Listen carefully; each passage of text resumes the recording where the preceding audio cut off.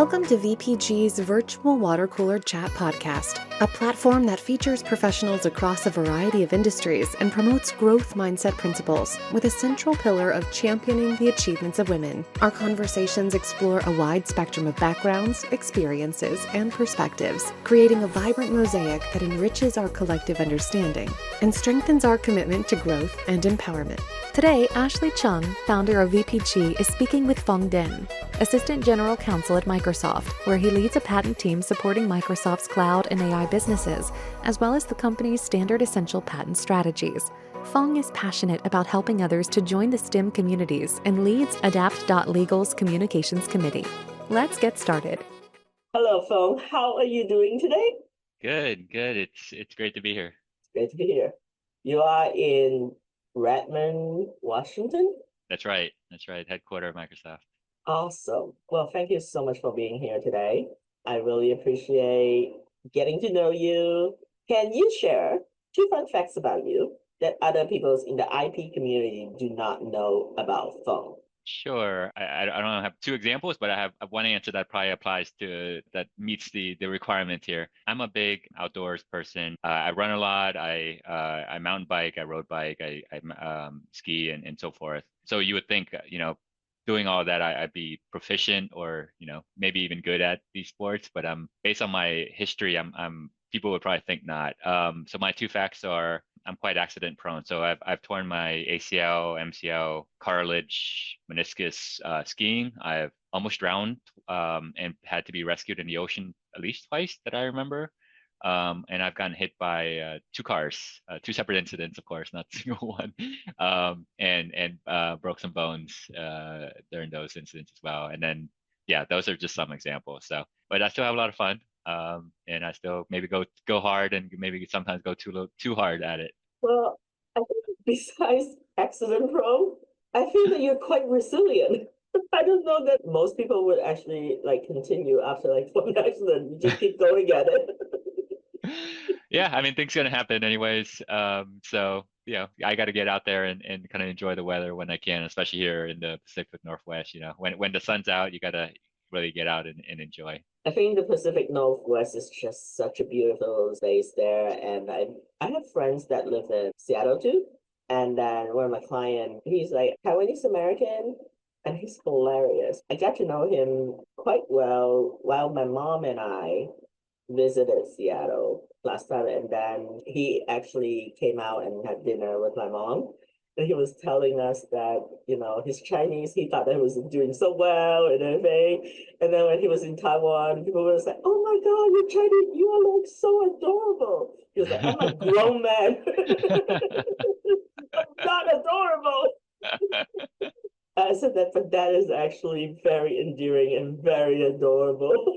Yeah, I would love to be called adorable. I mean, now that they hear your fun facts, people will think that you're adorable. Definitely resilient. Yeah. Or maybe they'll just stay away from me in case I get hit by another car. So oh God. Well, can you share a little bit about your cultural background journey, or maybe heritage, and then that led you to your current role at Microsoft? Yeah. And also, the second part is what inspired you to specialize in IP law? So I was born in Vietnam, came to the US when I was 8 years old. My dad was the youngest of 12 in his family. And and he was actually the last one to leave Vietnam. All of his brothers and sisters came basically, soon after the war.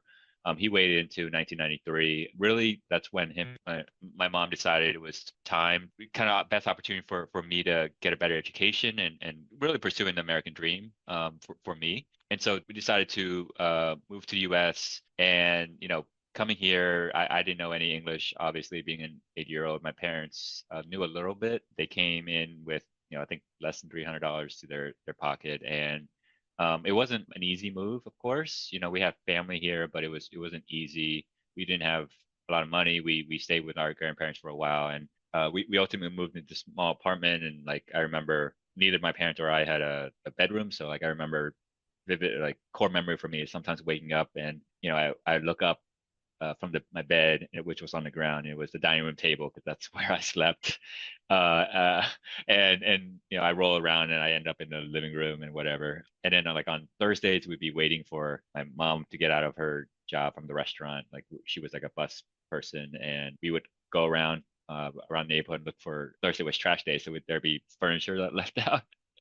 So it was kind of it was actually a very core, fun memory for me, despite maybe some people may feel differently. But it was kind of great time with my dad. But yeah, so we didn't have a lot growing up. But one of my things I remember is when my dad brought home a computer for the first time from his work, and I was just blown away from how this little, or I guess back then giant laptop, and what it could do. And that I remember logging into the internet and the NFL.com for the first time. It was just kind of mind blowing to me. So that kind of led me to my interest in computers, led me to engineering at University of Virginia, and then I kind of when it comes to how I got into IP, I kind of honestly stumbled into it. Happy to talk about it later on too, but it really happened by accident. But for me, it is really kind of the perfect career. It's the combination of kind of being on the forefront of high tech and technology and cutting edge, while also being able to protect it and drive policy for innovation and protect IP and patent law is really interesting to me. So that's kind of how I arrive at where I am today. I love the fact that you came from such a humbling beginning. I think a lot of people, they see the office that you have, right? It's like, oh, Phong must have been easy, Asian model, minority, a lot of things that we have actually gone through. Were you the first person in your family that went to college? If you were the Yes. young, Well, my dad went to college part-time. I was the first to go to law school in my family, and also extended family, which is like 100, probably. I don't know. It's a complete guess, well, yeah, but 12 in given there that times there's however 12, many. yeah, there's certainly a lot of people. And so yeah, I was the first kind of lawyer in the family. So yeah, my mom, she went to community college. They must be so proud of you. I don't know. Well, you're not a doctor, right? Exactly.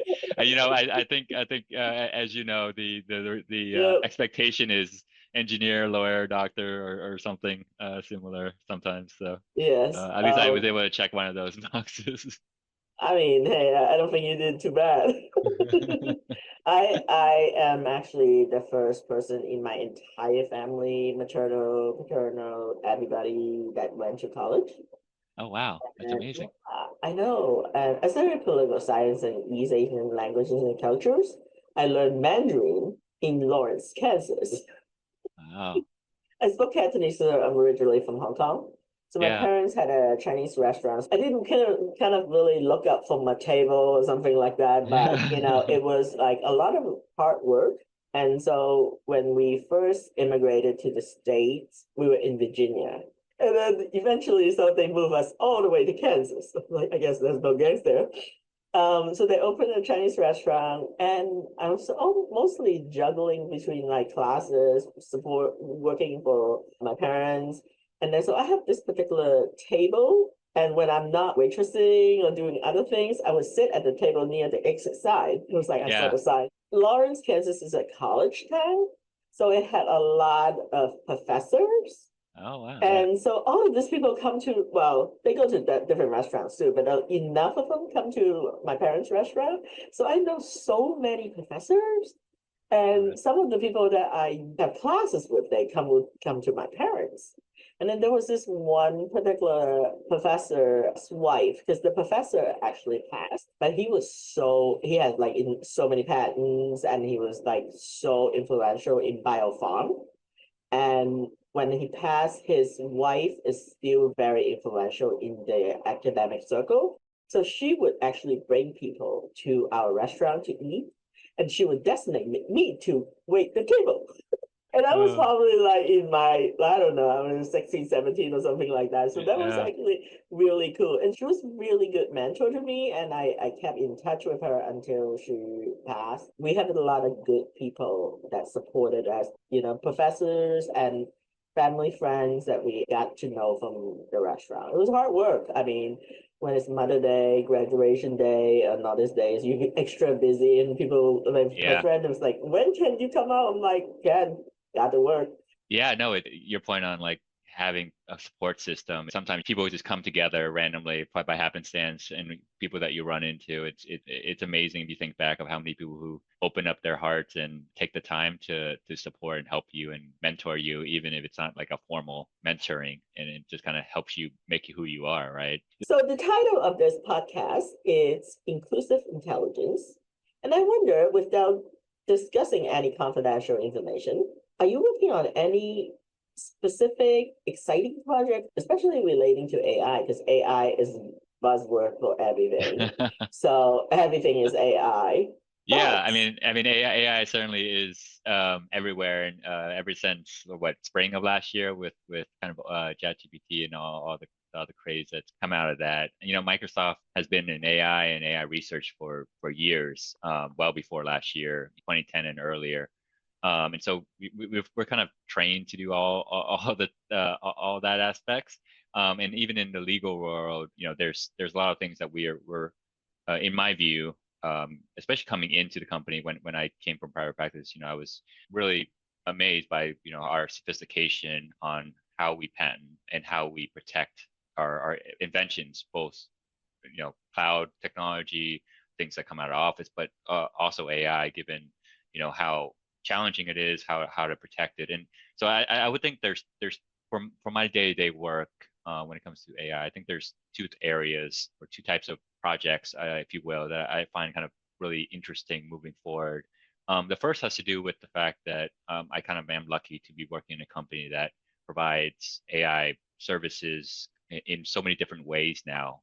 We have partnerships where we're helping customers train their own AI to use on their own, their own data. We have instances where we're providing the cloud AI infrastructure and kind of everything in between. So what I get to do and what my team gets to do is kind of support a lot of these deals and define, how we protect the IP and how we collaborate with our partners, our customers. And because of how new on some of the architectures are and how, where AI is placed, where the model is placed, whether it's local, on the edge, on the cloud, we kind of have to think really hard and kind of think forward on, where the IP implications are. And so for me as a lawyer, I can kind of geek out on that. The second thing is for me is that with AI, this is not the first time when it comes to patent inventions where we're seeing a lot of patent filings, right? Where Microsoft's filing a lot, IBM, Google, and others are filing a lot of patent applications in the AI space. But this is not the first time. Whenever there's this big new technology, there's always a rush to the patent office. We saw that with cloud computing in the 2010s. Social media was there, so it's always interesting when this happened. And then we saw it with most recently augmented reality, blockchain before that.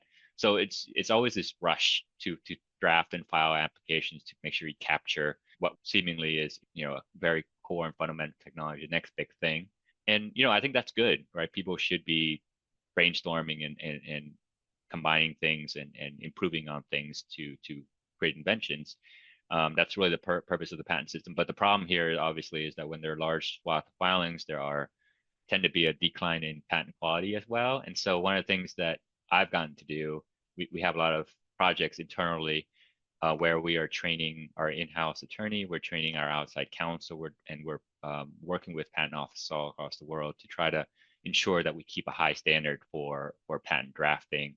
That means making sure that people are putting sufficient detail for any given AI invention. So at the training stage, at runtime, what type of data is in there. I mean, I can go on and on, but for me, this is really important as a whole because ultimately we want the highest quality, and it's not a Microsoft thing. It's I think an patent ecosystem thing where we want the highest quality patent because people who are using the invention wants to know what the mets and bounds of the invention is, and patent clarity helps with that. And seemingly there's this really broad invention, but then it's really not invalid. But reading it is not clear to any inventor what it is, and juries obviously are going to be confused as well. So for me to be able to work internally, externally, and drive policy to do this is important for the patent system, for the invention ecosystem. Those are at least the two top of mind things for AI.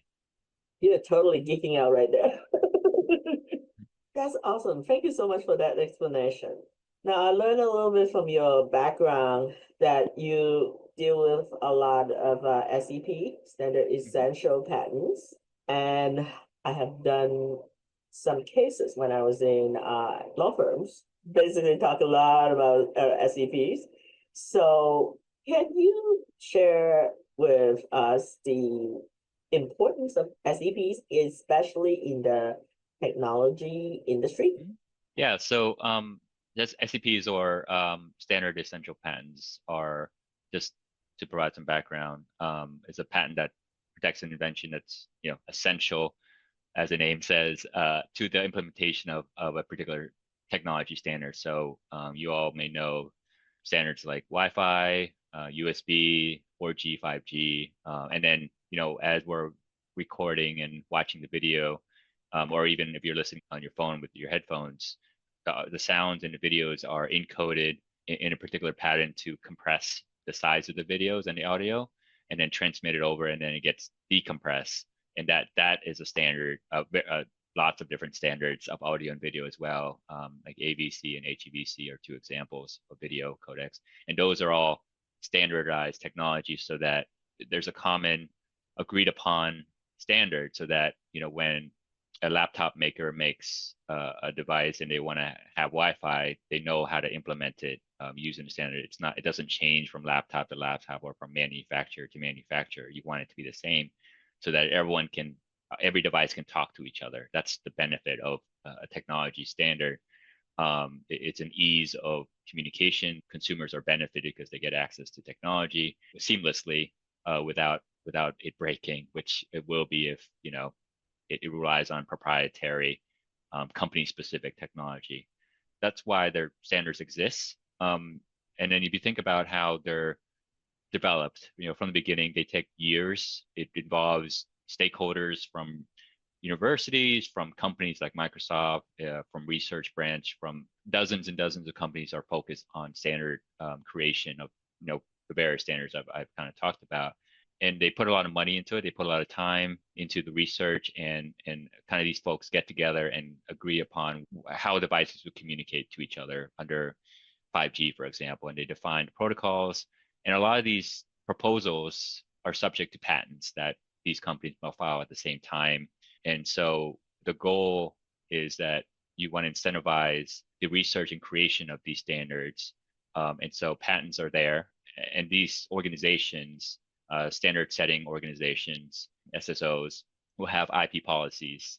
So they'll say that, if you contribute a technology to the standard, you promise to license your patent out under a given requirement. And usually it means that you're committing to license your patents under fair, reasonable, and non-discriminatory terms. I won't get into the nitty-gritty of all that, but really, as it sounds, you promise to provide access to the patent and a license that's fair, that's reasonable, and that doesn't discriminate. And so the goal here with FRAN, that's the acronym, is to strike a balance between the innovators, quote unquote, because those are the ones who created the invention. They put in investment.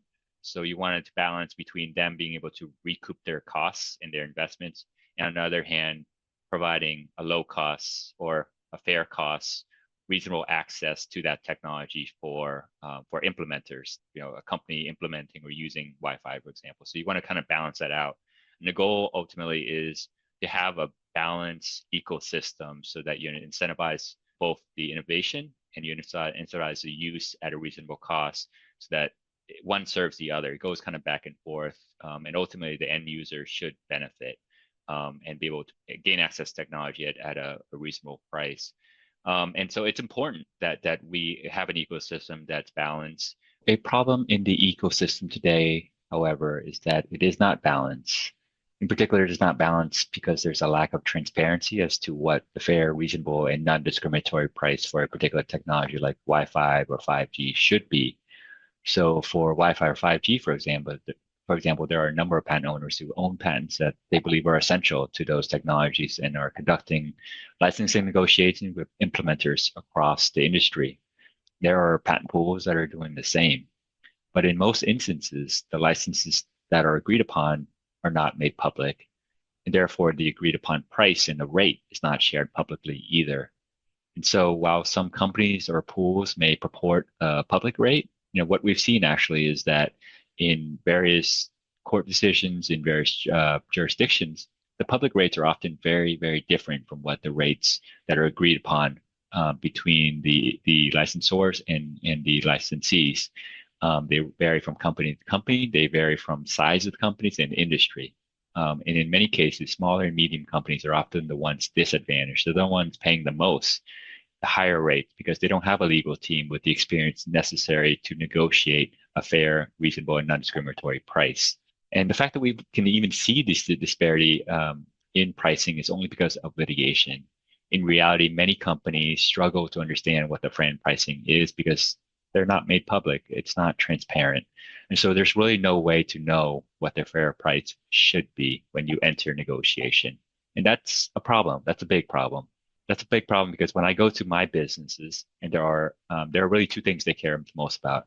Can they get access to a given technology, and how much is it going to cost them, including any patent licensing costs? And it's not enough that we give them, how much one or two company is willing to license the technology. They need to know the all-up cost, the total cost in the long run, and really they need to know the aggregate royalty costs so that they can build it into their pricing in their supply chain plans. They can build it into their product pricing, and they can't do that for successfully when the royalty prices may increase as more and more companies approach my team for a license. An aggregate royalty for standard is therefore really important for transparency, for predictability, and for the health and success of any given business long term.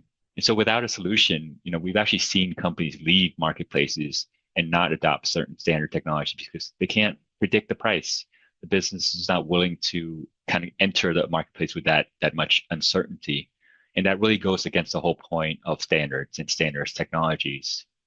And so because of what's happening, I do really believe that balance is needed in the SAP ecosystem in the form of an aggregate royalty determination so that businesses can build a predictable cost into their plan so that they can focus on creating innovation in their products rather than worry about these other things.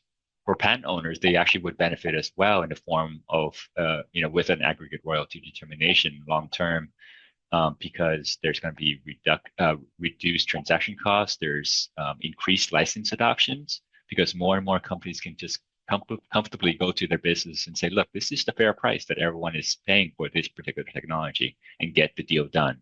Right now, there are many people, many companies, governments even looking into possible solutions that can benefit both the implementers and innovators in the SAP ecosystem, including aggregate royalty determination solutions. So I do believe there's a balanced solution out there. We just have to get there. When we're talking about the network, I remember I worked on cases for years on cellular network. So the standard, I think it was like SC standard, so 3GPP, that was at some point. I remember when we had to put together exhibits, and they have so many different versions. Yes. And one of the partners that I work with, he likes to have everything like, excerpted out for exhibit. So when you were talking about friend, I actually know what that is. It's like, oh my God, this brings back so much memory. Yeah, I mean that might have been so stressful for you because not only is the underlying standard technology, I mean, you can spend years just trying to understand it, but then I've been in litigation as well and trial prep and like making sure every single exhibit is there. You have enough copies, like and everything connects together. It is incredibly stressful, and I don't necessarily miss that part of trial. Is that why you went in-house versus like working in law firms? So yeah, so I prior to Microsoft, I was in private practice doing I kind of struck a balance between prosecution and litigation, and then as I got more senior, I did more and more litigation. which tends to be the case at any kind of larger law firm at least. And so, yeah, I did a lot of litigation. I really enjoyed the work. Obviously, with any litigation team, the hours can be long, as we all know. Yeah. People often ask like whether or not I would do it again, and I would and I encourage people to go in law firms and kind of learn and do litigation and see if they can do prosecution as well. The things you learn in one in litigation helps you with prosecution and prep, and then vice versa. What you learn in prep and pros can help you understand why, how to interpret certain claim terms down the line at claim construction. So it kind of again feeds one another and it helps you become a better attorney. So I really enjoyed the work. I almost ultimately came in house because I wanted to, especially litigation, you are kind of hired guns. You come in there when things break down, when talks break down, right? And one party sues the other.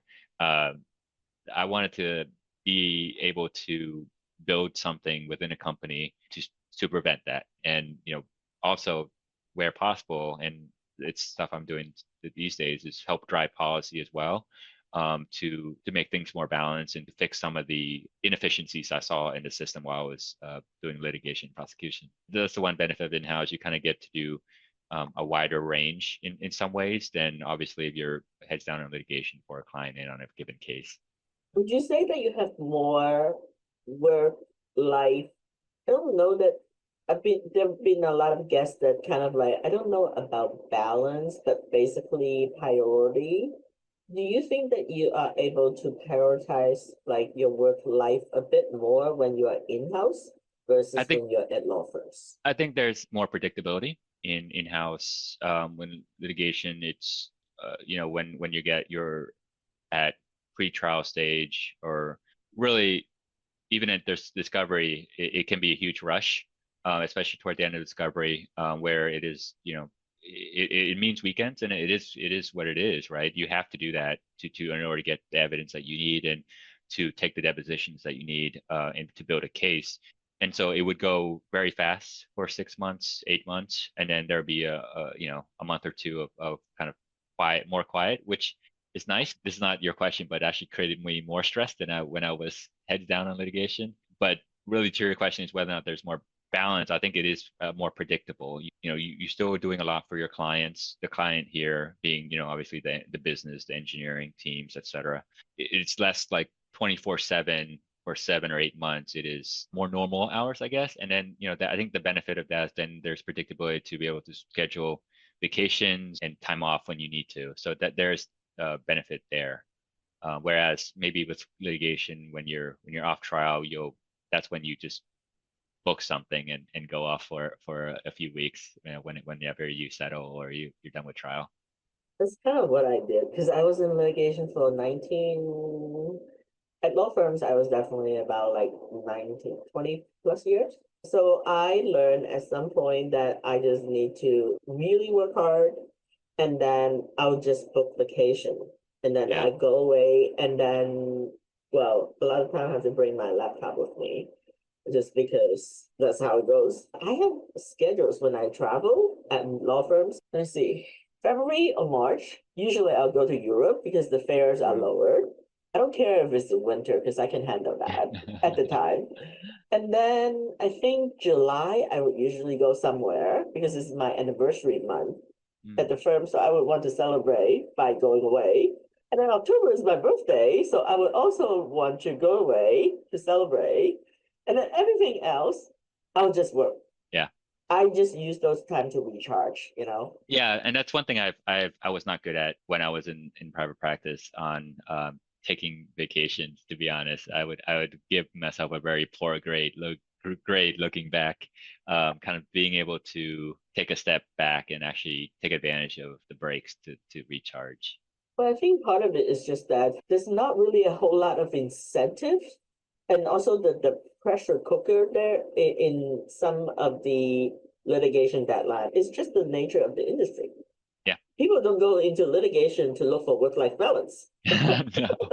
I'm like, that's just Yeah, how it is. it is. Yeah, that's very true. And then my dad passed like in 2017. And that's one of the reasons I avoided dealing with emotions for a while because I'm not good at it. Yeah. So I was like, I'll just keep working harder so I don't have to think about it. So then 2019, I really could not do it anymore. Like I was a workaholic before. And then Yeah. when you double down, it's just like insane. And then 2019, I just finally could not deal with it anymore. So I was like, I just need to get out. But what do I know? I didn't think that I'm good at anything other than my work, which is kind of sad. And Yeah. this is sort of like the segue that I'm going to bring into the role that you have at ADAPT.legal. I think the mentorship program and a whole wide array of programs and the amount of people that really want to help make sure the patent space is much more well-rounded by including different people. For me, I have good mentors, so I got to where I am today from a non-STEM background. I think that's pretty impressive. I've been working with patent attorney for like the last 20 years, so that was pretty good. And now I started my own company. And this is actually why I got to know you through ADAPT. And I know that you are on the communications team. I met Steve Gong, I met Gail, and I know about their background of how they got into ADAPT. Can you talk about yours and what is your role as the part of the ADAPT communication team? Yeah, so just like with how I even stumbled into my career, I kind of stumbled into Adapt because there was already some kind of discussion between Microsoft and Google and Meta and Cruise, Disney, Amazon, etc., the founding companies on trying to start something. And one of the attorneys here, who was my manager at that time, I think, around that time, Judy Yee, she was kind of already collaborating with the folks, with Gail and Mike and others, and trying to at least brainstorm, can we and should we be doing something? And she kind of brought me in to help out. They had a lot of ideas. They had a lot of things they wanted to get done. They're very ambitious on what we can and should be doing for the IP profession. So I was lucky enough to kind of be brought in, and of course, I'm very passionate about trying to make sure that we have a good pipeline for the patent profession. I think the data report, analytics report that ADAPT ultimately released it last year. It shows that since 2006 or so, the membership of the patent bar essentially has been decreasing for early career practitioners, right? So that means people 5 or years less of experience. It's kind of decreased year over year, while people who are in the profession or mid-year are kind of staying, some are leaving, and then the people who have been around for a while, for 20 years, are staying around as well. And so at least that's good. But year over year, the number of people, percentage of people who are early practitioners are decreasing. Ultimately, that means that people aren't entering the profession, right? And I've always been really passionate about want to make sure that we have a strong pipeline and that we, given how I randomly stumbled into the the profession, I understand that it's hard. People don't know what patent law is. When I was in engineering school, I did not know, to be honest, there was a patent law profession. It was just by happenstance that I was working at the Securities Exchange Commission, and one of the attorneys that I was just helping out, she was asking me and kind of just curious of like, what are my goals or what am I trying to do after engineering school? And I said, I don't know yet. And she's like, have you thought about patent law? I'm like, I have no idea what that is, which is kind of sad. But I mean, that's not uncommon, right? And I was lucky enough that she knew, and she had a brother who was a patent attorney, and so she connected me with him, and I had a phone call with him to understand what it meant to be a patent attorney, what you do day to day, what are even the job prospects, and what it takes to get there. And so it took like just kind of random happenstance of me meeting the right person who cares, in order to connect me and try to learn about me and trying to help support me. And I want to make sure that I can be there for others and making sure they know the profession, but also, to your point on the mentorship program, be there and mentor them through the pipeline. I think one of the things what we're seeing with the data is that not only do people don't know, but people who are in profession decide to leave as well. And so trying to figure out how to mentor people who are mid-career or early to mid-career and deciding whether or not they want to stay. Is it because of pressure within the specific job? Is it the lack of upward mobility? Is it family responsibility? Is it burnout, as we were talking about? how to drive people and help people through that, all these challenges that may be keeping people from staying. I think all these things we should be doing, and ADAPT has a lot of efforts to provide access to information, to create meaningful connections in order to hopefully turn things around a little bit, at least to the profession. That's really amazing. And I think part of it, especially for the underrepresented communities and women as well, we tend to not quite believe in ourselves first. Maybe it might be stereotypes. We don't necessarily come in with the type of external confidence that is being recognized. If you're an introvert, for example, then the extrovert getting more attention. Sometimes people are not necessarily able to articulate as well, or maybe just speak up. Because I used to have a class, I debated with my professor about his syllabus, and I said that this is a very unfair. It was a 3 advanced Chinese history class. I don't know what was going through me. I don't usually debate with professor, especially before I get my grade. I was having poking the bear. Oh my God. I don't know why. I was passionate about that argument because his syllabus has 60% of participation. And I said, I refuse to speak every day. Because I was calculating, I really have to speak how much time? And so I asked him, I said, I don't know how you actually rate us, because I hear a lot of people just talking. So are you grading us based on qualitative? Volume or or are quality? you doing, is this qualitative or is it quantitative? Yeah. Do I need to speak like 15 times to get to for a semester for the 60%? And he looked at me, he was like, he's an American professor, but he speaks fluent Chinese. He used to work for Foreign Broadcasting Information Services, which is a branch of CIA. Oh, wow. Yeah, so they do media analysis in terms of reading the leadership. Oh, this is what is going on. He was a Princeton graduate, very, very good. I have very interesting professor, and this one is so hard on me. And I always go poke the bear. I don't know why. It was so hard on me. And then when I finished my thesis, so I have a law professor. I did not go to law school, but I took law classes. And so you can say that masochism is part of my personality too. So when I finished my thesis, my professor, the law professor, actually was always remote. He's somewhere else, but he's always getting all of this award for mentoring students. And he's not at the university because he's always elsewhere. We're like, yeah, he's a lawyer. He knows how to read the fine print so that he could just go and be visiting scholars somewhere else. But yet, he's mentoring us from email and phone calls and stuff like that. This other professor, he is so stern. He's a really good professor too. You kind of have to balance with people that are just let you go, and then the other people is like, nope, you're not getting it. So I handed my thesis this is probably a week before I had to defend it. And he crossed it all out with red mark. So I walk into his office, schedule an office hour. I walk into his office. I was like, listen, if you think that this is basically crap, you need to tell me now. So I'm not going to have the other professor fly in on his own dime to look at me fail. He goes, that's pretty direct, and I only get direct in his classes because he really upset me sometimes.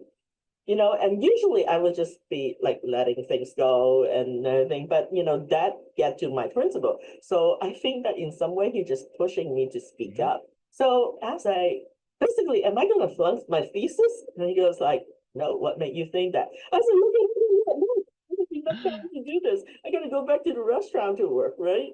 They all know that I was working at the restaurant. The remote control professor, he came into Lawrence, and he called me. He was like, are you at the restaurant? I said, yeah. He said, you should go home and take some rest and also take time to kind of review your literature. I'm like, okay. The defense is the next day. And it's just so amazing because he kind of pegged my every move before I actually make that move. And he always taught me, nothing venture, nothing gain. Let's wrap this up. In your opinion, what trends should we watch out for in the field of IP law, in especially the upcoming years? now I'm asking you to be a fortune teller, especially in relation to technological advancements. Well, I'll make this somewhat quick, and it's sort of a cop out in the sense that, and I'm definitely biased here, but I think the two I mentioned earlier are going to be the mostly frequently discussed topics that in the IP industry, AI and standard essential patents, especially with kind of the global economy as we see it today, in the court systems and the cases that we're seeing kind of coming down. The policies in the U.S., in Europe, in China, and really other jurisdictions as well, that are going to be set in each of those jurisdictions for AI inventions, but also standard essential patents are going to be incredibly important, in my view, in determining the rate of innovation, the adoption of technology, and the pricing and the worldwide economy as well. And so I think we should all be kind of closely watching the policies that are coming out for AI and SEPs. That's awesome. And I hope that you have time to balance so that you could don't have any more absent, please. My wife will Work appreciate on that. that, yes. Yes. And then I know that you really enjoy like hiking and photography. So I really hope to, at some point I'll meet you in person. I know that we missed each other when you were in Virginia. Right. Next time maybe I just have to go to Seattle. Oh, I'm gonna go on a cruise in Alaska in August. Oh So yeah. maybe Cruises are I'll right there. just let Yeah. you know. Yep. Yeah, so I'll let you know when I am there. But thank you so much for your time, and I really enjoy learning so much about you. Thank you. Yeah. Thank you for having me. It's been a pleasure.